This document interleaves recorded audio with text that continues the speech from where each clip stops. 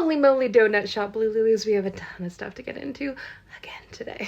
All of the people who claim that they put in their tallies for the Joker because of the economy are proven wrong again and again and again after the stock market took a 700-point drop again yesterday because consumer confidence is down 30% from what it was at the beginning of the year. Only 26% of people believe that their finances will be better a year from now than they were before. We're increasingly seeing what is called stagflation, which is a concept where there is a lot of inflation and a stagnation of economic growth, and that's really, really bad. It's basically a recipe for economic disaster. And a lot of you youngins are like, is this what it felt like before 2008? Is this what it felt like? Yeah. Yeah, exactly. Except the difference is we didn't do it to ourselves. We were under attack from a foreign nation, and then we spent all of our money on war, and everybody got too scared to spend their money. We are literally doing this on purpose.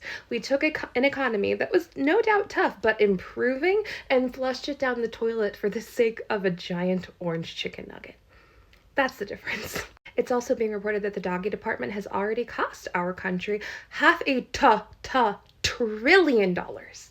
And that's because when you cut people's jobs and you stop making it so that they have any money to spend, that impacts taxpayers, right? So I really feel like moving forward, all Democratic leaders should stop calling it government spending when we're actually giving money to people and instead calling it community investment, because we pretend like government spending is like when you would walk into Target for hair ties and walk out with $200 later, and that really doesn't do very much in your life, right? But like when government spends money on their communities, it goes somewhere. It's like you're putting gas in your car so that it can move, right? Because when government workers have jobs, they go out and they go to the dentist, they pay for somebody to fix their fence, they do all of the things that need to be done. All of that money is taxed over and over and over again, and that continues to make our country work. We're not just like throwing it down the toilet. We're not like buying a game on an app or something. That kind of money actually does something. There's a program here in Colorado called the Maternal Fetal Health Alliance, I believe, where we basically invest in young mothers that are at high risk situations. And it's been reported that every dollar that we invest in those moms, helping them with food and assistance and making sure that their babies are doing well and hooking them up with jobs, like we return $1.50 on every single one of those investments. So we need to stop calling it government spending and calling it community investment, because that's what it actually is. That money is not going nowhere. It is helping our communities. But as usual, the red team is finding that out the hard way, and apparently Dark Batman is going to be stepping down from the Doge department. He says he doesn't want to do that anymore. He wants to go back to Tesla and recover his stocks. Okay.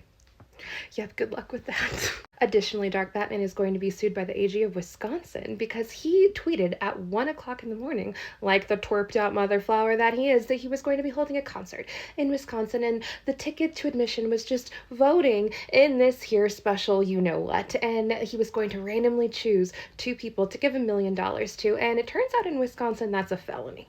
And so he's being sued by the AG there. And my only advice to them is to make sure that there is teeth to this threat. Don't just threaten to do something. Do not give him a slap on the wrist. If he committed a felony, then you need to treat him as if he is any other person who committed a felony. And the difference is these are state charges, and the Joker cannot pardon him for state charges. And who cares about the fallout? Whatever it is, they did it. They brought it upon themselves. So AG of Wisconsin, do your worst. Somebody's got to do it first, and maybe that person is you. Speaking of treating people like any other people, it turns out that Bane's wife was involved in this sensitive conversation with foreign leaders regarding our military, and I just have a really big bone to pick about that because my grandfather was in the Air Force for 50 years. 50 years. He was like one of the first black men to ever play on the rugby team, and then after a long time, like he went completely underground. Like he had top security clearance, and it was normal when I was a little kid for him to be in the Middle East and for us to have absolutely no idea where he was for months on end. Like we would have a region, but like not even a country. We did not know where he was. And he passed away tragically in 1998, and it was a very suspicious death. Like he was in his car all by himself, and there was a rollover car accident, and he passed away. And following that, my grandmother said that the military reached out to her and said that there was reason to believe that this was a suspicious, and that there was likely Saudi involvement. And so the Secret Service, like the same Secret Service that you see following around the president, camped out outside of my grandmother's house for a year. And one day they just got in their cars and drove away, and she never received any closure about it because everything about it was top secret. And Bane's wife is just chilling, hanging out in these meetings, and my grandmother never got to know what happened to her husband. And yeah, I take that personally.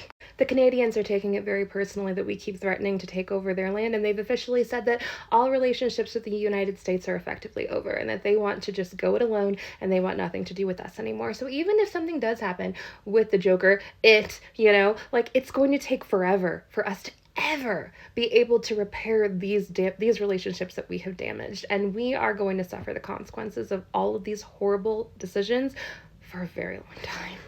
The Vice Penguin went to Greenland yesterday, and I watched his speech, look. I